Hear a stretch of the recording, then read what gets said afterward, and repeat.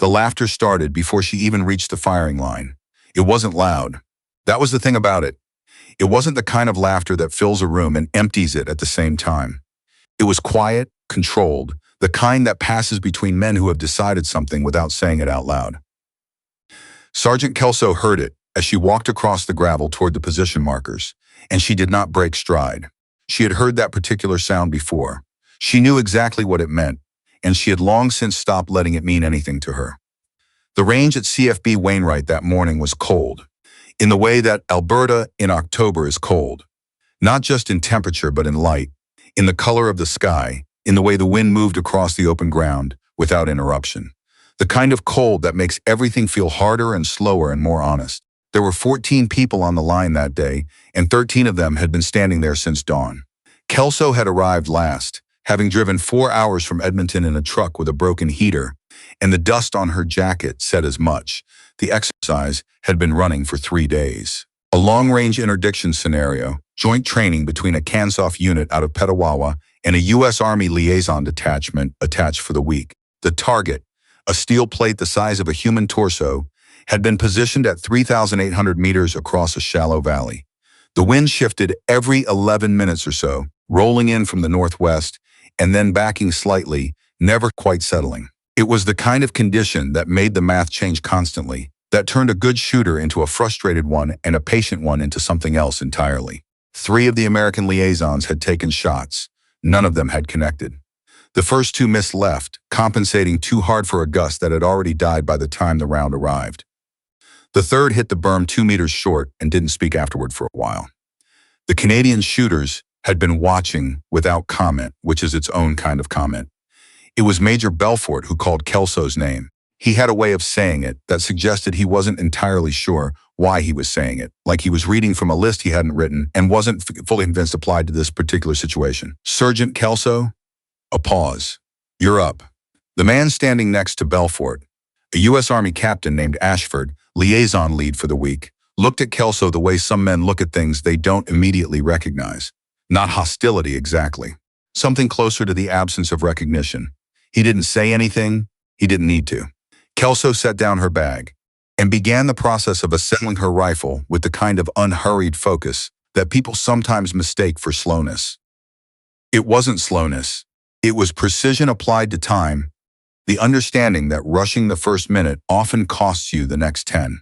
She had learned that from a woman named Sergeant Major Fournier years ago, who had told her once that the only difference between a good shooter and a great one was the ability to slow down your own heartbeat by choice.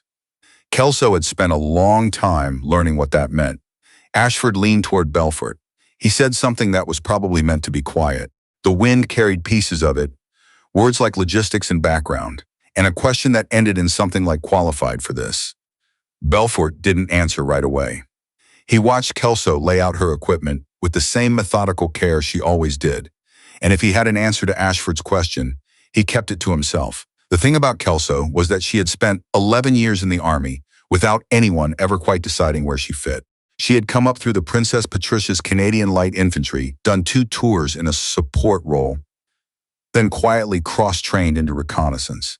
Her file, if you read it carefully, told a particular story. If you read it the way most people did, skimming for rank for deployment dates, for anything that looked like the usual markers, it told a different one.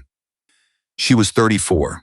She was a sergeant. She wore her hair pulled back and her expression somewhere between neutral and patient, and she had, over the years, developed an almost preternatural ability to make herself invisible in a room full of people who had decided she was. She settled into position, prone, rifle forward, bipod down.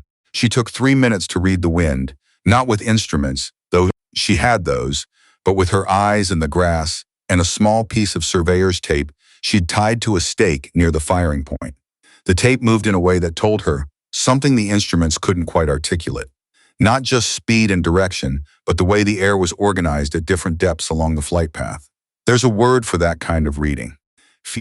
Most people who can do it have trouble explaining how they learned. Ashford watched for about 40 seconds and then stopped watching. He turned to Corporal Metz, one of his own team, and said something that made Metz exhale through his nose in a way that wasn't quite a laugh, but was in the same family as one. Belfort said quietly, "Captain." Ashford looked at him. "Give her a minute. It was not said harshly. It was said the way you say something to a man who is about to make an error that can't be taken back easily. Ashford paused, then nodded, then crossed his arms. He was not a bad man. He would be the first to tell you that, later, and he would be right. He was a man who had been trained to assess situations quickly, and who had, in this particular case, assessed quickly and incorrectly. These are not the same thing as being bad. They are the same thing as being human. Kelso was not thinking about any of this. She was thinking about the wind. She was thinking about the temperature differential between the valley floor and the ridge, which was changing the density of the air column in a way that would affect trajectory at that distance by something she had calculated and then recalculated twice while driving. She was thinking about the position of the sun and the way light behaves off cold metal at mid-morning. She was thinking about her breathing. She was thinking about nothing at all. The first shot she took was not at the target. She fired one round into the berm at a marked distance, watched where it landed, and adjusted. This confused Ashford visibly. He said something to Metz about wasting ammunition, and Belfort said nothing, and Kelso said nothing because she had not heard any of it and would not have responded if she had. The wind shifted at 10:47. She knew it would. She had been watching it shift every 11 to 12 minutes since she arrived, and she had been timing it without a watch. Which is to say, she had been feeling it, the way you feel the rhythm of something you have paid close enough attention to. She adjusted the scope by 2 clicks.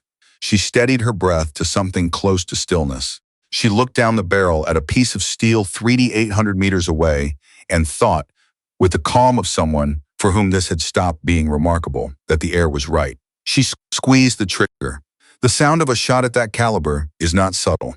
It leaves the muzzle, and it takes something with it, some quality of the surrounding silence that doesn't entirely come back. Everyone on the line heard it. Some of them flinched at the sound, even the ones who'd been in the field long enough to know better. What came next was not immediate.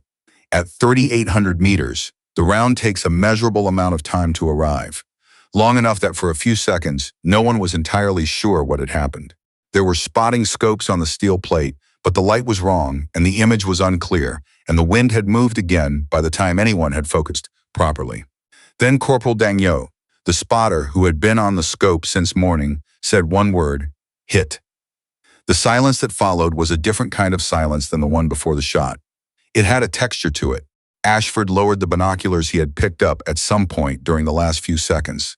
He didn't say anything. He looked at the downrange position, and then he looked at Kelso, who was already beginning the process of clearing the rifle, methodical, unhurried, completely indifferent to the fact that 15 people were now looking at her. Corporal Metz made a sound. It was involuntary. The kind of thing that escapes from someone before they can make the decision about whether to let it out. Belfort said nothing. He had known Kelso for 2 years. He was not surprised. What he felt, and this is a thing that is hard to describe precisely, was something closer to vindication on someone else's behalf, which is a specific and quiet kind of satisfaction. Ashford walked to where Kelso was packing up her equipment. He stopped about a meter away, and she looked up. He said, "That was a hell of a shot, Sergeant." She looked at him for a moment, not with hostility, not with triumph, with the same expression she had worn all morning, which was the expression of someone who had nothing to prove and had known it for a long time. "Thank you, sir," she said. She went back to packing her case. What happened after that was less dramatic than what had come before it, which is usually how these things go. The after-action report noted the successful long-range engagement. Ashford's written evaluation of the joint exercise mentioned the exceptional precision shooting demonstrated by Canadian personnel, which was accurate if general. He did not qualify it further, and probably did not need to. What is worth noting, what gets lost in the official language of evaluations and reports and training summaries is what happened on the gravel between the firing line and the vehicles. Ashford caught up to Kelso while she was loading her case into the truck. He wasn't running. He was walking with the particular purposefulness of a man who has decided to do something before he changes his mind. He said her name. She turned. He said that he'd made assumptions that morning that he shouldn't have made, and that he wanted her to know he recognized that. It was a simple thing, not extraordinary, not the stuff of formal ceremony or official record. Just one person saying another that they'd been wrong. Kelso looked at him for a moment. The wind came through again, cold and even, the same wind that had been blowing all morning. She said, Appreciate it, sir. And then she closed the back of the truck and got in. She drove back to Edmonton alone. The heater was still broken. She stopped for coffee in Tawfield at a place that had been there since before she was born. And she sat for a while at a table by the window and looked at the flat fields going silver in the afternoon light and thought about nothing in particular.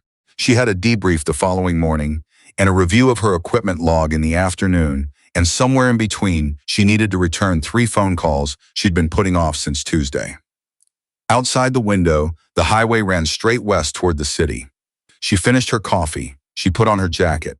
She had a long drive ahead, and she wasn't in any particular hurry, which is something that had always been true of her, and which had, in the end, turned out to matter more than anyone in that gravel parking lot at Wainwright had understood when she walked in. She left the tip on the table, and she went back to the truck, and she drove.